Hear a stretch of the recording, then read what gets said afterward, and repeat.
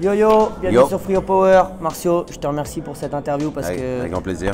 je te le dis cash et je le dis aussi aux gens, tu es une de mes grandes inspirations, donc t'avoir sur cette caméra, ça me fait grand plaisir. Merci beaucoup. Je regarde un petit peu ces vidéos, donc ça fait aussi plaisir d'être à la caméra. Voilà.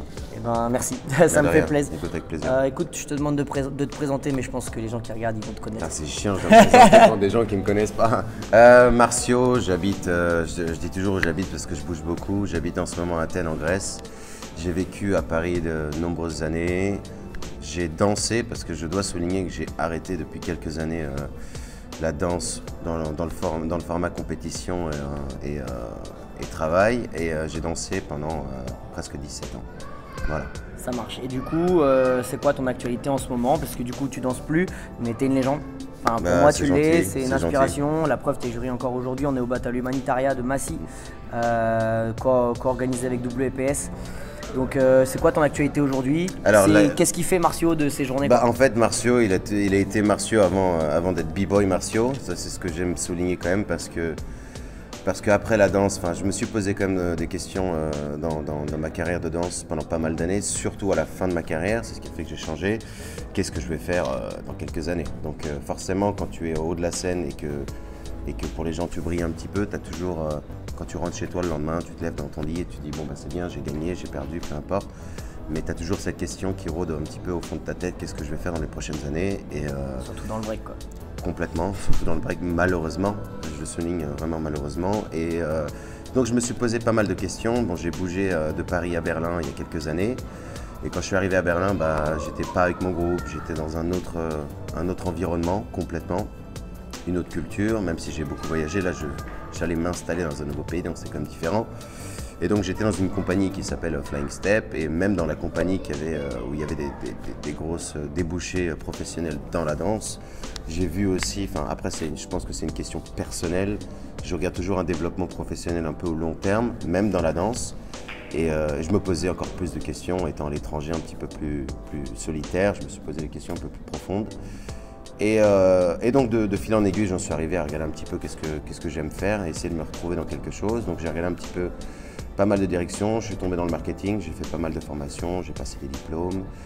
Et de là, voilà, j'en ai fait à devenir un peu freelance, un petit peu comme la danse, donc un petit peu comme un entrepreneur tout simplement. Et là, j'ai créé un petit peu des réseaux en Europe avec certaines personnes. J'ai rencontré une personne qui habitait en Suisse, qui faisait beaucoup de gérance marketing sur le pays de la Suisse française.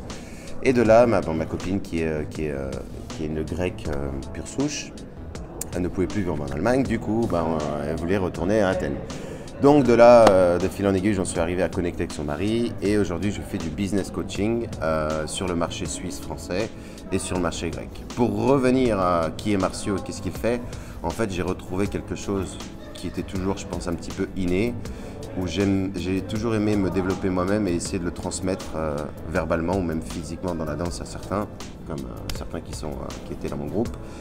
Et pour le coup, je pense que j'ai eu naturellement quelque chose d'engageant avec les gens. Donc j'ai toujours aimé pas être au-dessus et leur expliquer de comment faire, mais plutôt naturellement avoir cette force d'expliquer et de motiver ou du moins de structurer des gens qui en ont besoin. Et dans le business coaching, c'est exactement ce que j'ai retrouvé à ce niveau-là. Okay. Voilà. Tu fais du son aussi? C'est toujours d'actualité ou... Ouais, alors voilà, j'ai compris dans la vie quelque chose de très important. Il y a le plaisir et il y a le travail. Savoir que quand tu touches à 15 ans dans quelque chose qui s'appelle le plaisir comme la danse et tu fais ça pendant de nombreuses années, la danse, la passion, le plaisir devient ton travail. Et en fait, tu te rends compte qu'avec les années, dans les gouvernements, dans la structure, dans beaucoup de pays dans le monde, être un artiste, être indépendant, c'est pas quelque chose où tu profites énormément, à moins que tu habites à Los Angeles pour certaines raisons. Le son, c'est quelque chose qui m'a attiré. J'ai toujours été dans la variété musicale depuis très longtemps. J'ai écouté du rock, voilà, je suis passé de plein de catégories différentes. Et arrivé à Berlin, c'est l'une des scènes mondiales de la musique électronique. J'ai rencontré, quand tu arrives dans le pays, tu rencontres des géants, et j'ai rencontré quelqu'un qui était expert dans le son musical. Donc il était expert dans la technique, mais voilà, c'est mon voisin qui était expert, il avait 50 ans, c'était un génie de la musique. Et j'ai toujours aimé le son, et puis de fil en aiguille, voilà, on s'est rencontrés, il m'a donné 2-3 tips, et puis il m'a complètement coaché, où en, je pense, de 6 mois de temps, j'ai pris 8 ans d'expérience, parce que j'ai appris beaucoup plus vite que tout le monde, dû, je pense, aussi à cette stratégie que j'ai appliquée dans ma danse, dans les power moves. Tu avais déjà expliqué. Voilà. l'interview, quoi. Mais c'est vrai que... Donc j'ai pris ça comme un travail. Ce fut un travail pendant quelques temps. J'ai produit, j'ai mixé dans les soirées, mais je me suis rendu compte que c'était pas du tout une vie sur le long terme. Je reviens sur ce que j'ai dit précédemment. Et donc voilà, j'ai compris qu'il fallait séparer le plaisir et le travail. À un certain moment, je me suis âgé avec les années. Donc voilà, j'ai mis ça de côté. Ça reste toujours quelque chose. J'ai des platines, j'ai un studio musique chez moi. Tu le gardes en plus. Voilà, j'ai un studio musique qui vaut presque 20 000 €. Mais je rentre le soir et voilà, je fais mes trucs par plaisir. Ok, bah écoute, il y avait Schizo qui m'avait demandé cette question. Il faisait quoi Marcio aujourd'hui? Donc je pense que là il a beaucoup de réponses. Tu as ta réponse. Donc pour revenir un peu au Power Move, ça va être des questions un peu plus fermées là du coup, plus rapides. Toi tu as pratiqué du coup combien de temps maintenant? Tu as arrêté? Ça a fait combien d'années en tout? Que j'ai arrêté? Non, que tu as pratiqué. Alors j'ai commencé concrètement en été 2002, j'ai arrêté. 2002. Ma dernière vraie compétition où je me suis préparé professionnellement, c'était IBE 2012. Donc c'était en été 2012, donc si tu comptes de 2002 à 2012, ça fait 10 ans. Et après tu as gagné encore WPS en 2013 si je dis pas de bêtises. Non, c'était en 2011. 2011 tu as gagné? J'ai perdu en 2010, j'ai gagné en 2011. Okay. Et derrière, après, j'ai refait un événement avec le groupe. J'ai fait 2-3 petits trucs. D'accord, mais plaisir, en Pologne et tout. Je me suis pas préparé. Ok, donc une dizaine d'années. Ça marche. À l'époque où tu étais en plein dedans, tu te parlais de préparation, c'était combien d'heures de training, que ça soit break, renfo, stretching? C'est une bonne question. Grosso modo, pour la faire courte, quand j'ai commencé, tu es un petit peu innocent, tu connais pas, donc tu te renseignes avec les années. J'ai toujours été quelqu'un dans mon milieu qui était très curieux sur le physique et sur le mental et sur ce qui enveloppe le développement personnel. Yes. Et donc voilà, j'ai commencé, quand je pense que j'étais au top de ma carrière, je faisais énormément de sport à côté, je courais tous les matins, j'allais à la piscine énormément, je m'entraînais énormément et je m'étirais énormément et je mangeais bien. Donc voilà, pour envelopper là maintenant, aujourd'hui c'est encore au-dessus. Donc voilà, je fais très attention à tout ça. Ça marche. Ton power move préféré? Cash. C'est difficile parce que j'en ai plus. Ce que tu préfères faire. J'en ai plus en fait, c'est T'as malheureux. préféré. Au moment où tu pouvais te buter toute la journée dessus, à trouver des variantes, à t'amuser avec.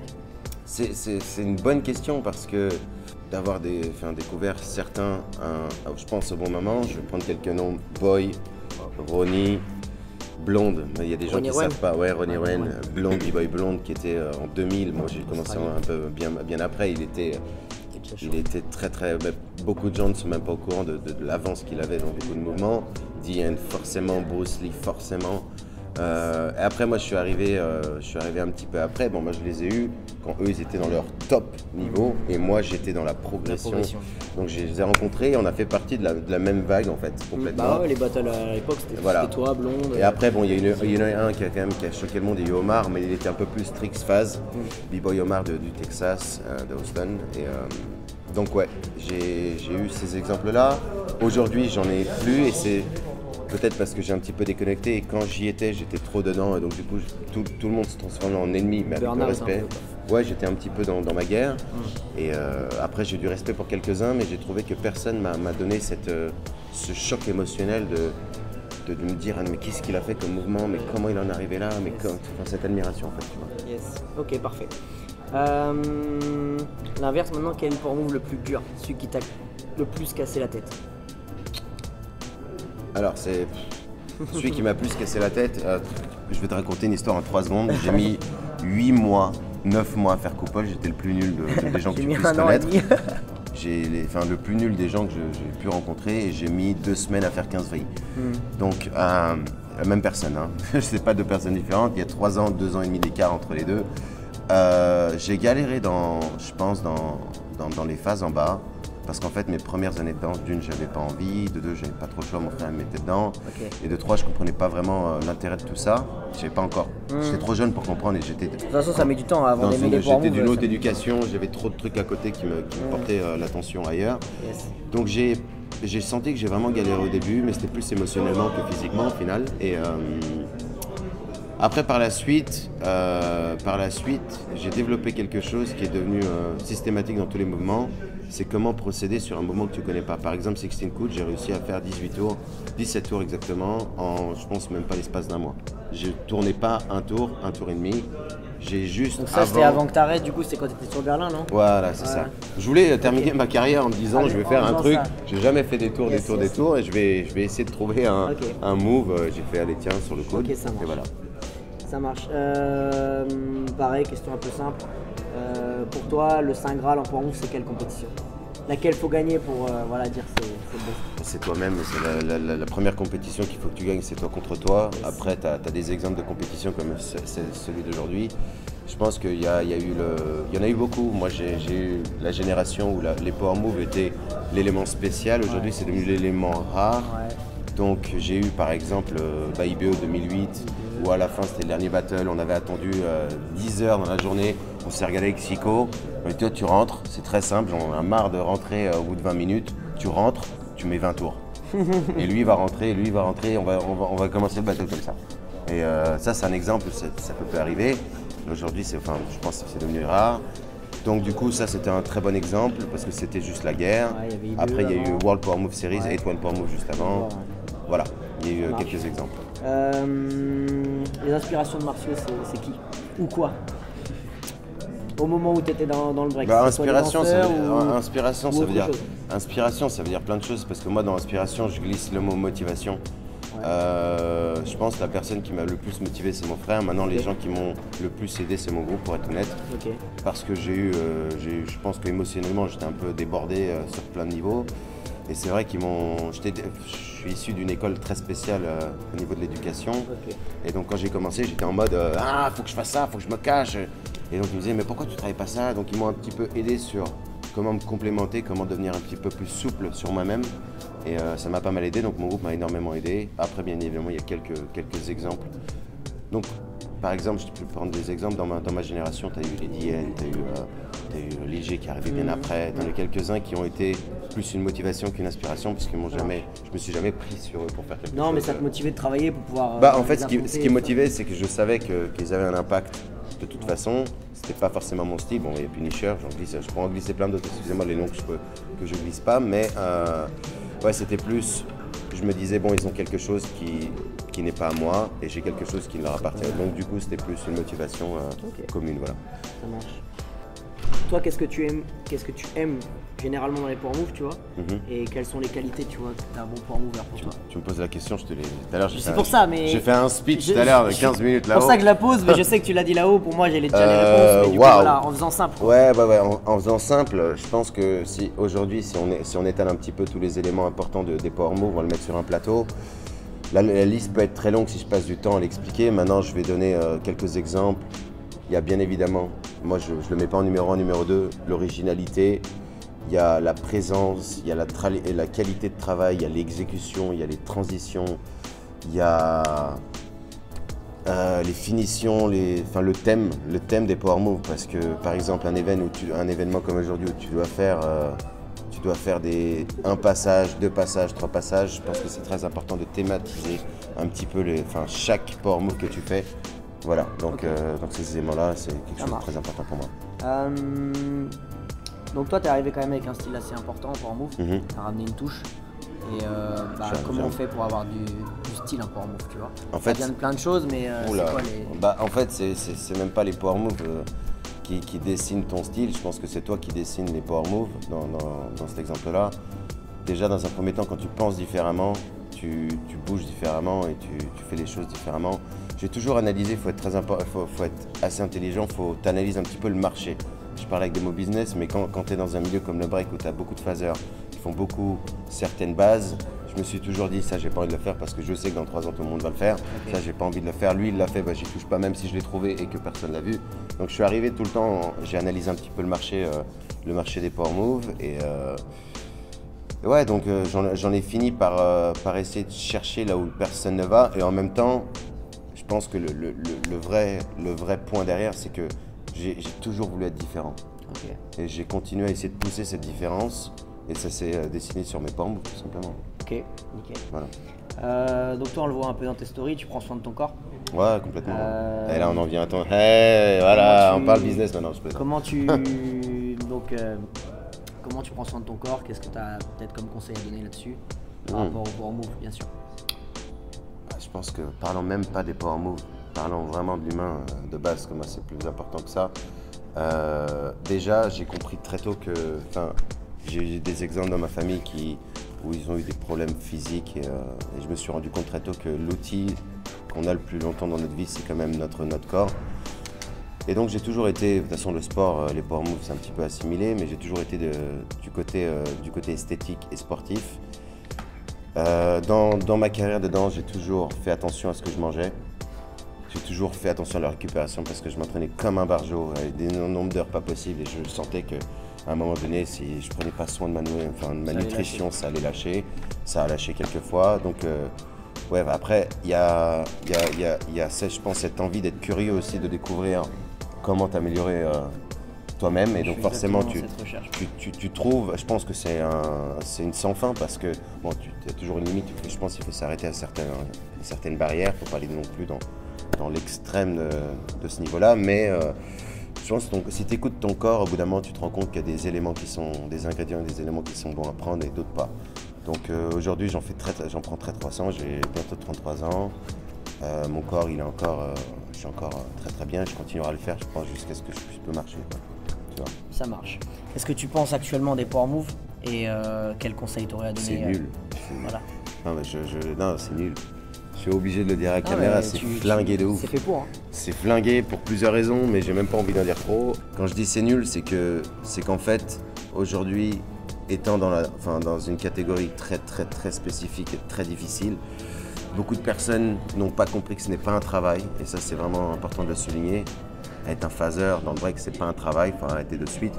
Et donc la valeur qu'un phaser avait il y a quelques années, où il n'avait rien à perdre, aujourd'hui les gens ils ont beaucoup à perdre, du moins dans leur perception des choses. Donc j'ai l'impression qu'aujourd'hui il y a moins de risques tentés, ou du moins les gens qui essayent de tenter, eh ben, ils essayent de tenter dans une structure, que ce soit amené, que tout le monde comprenne et qu'il soit bien accepté. Moi, quand j'ai ramené des choses il y a des années, je peux t'en dire, des gens m'insultaient, je me faisais insulter les femmes, je prenais le micro, je prenais la caméra, je dis toi, ce nom-là, écoute-moi bien, je vais t'avoir, je vais t'attraper. Et ça, c'était des sources de motivation.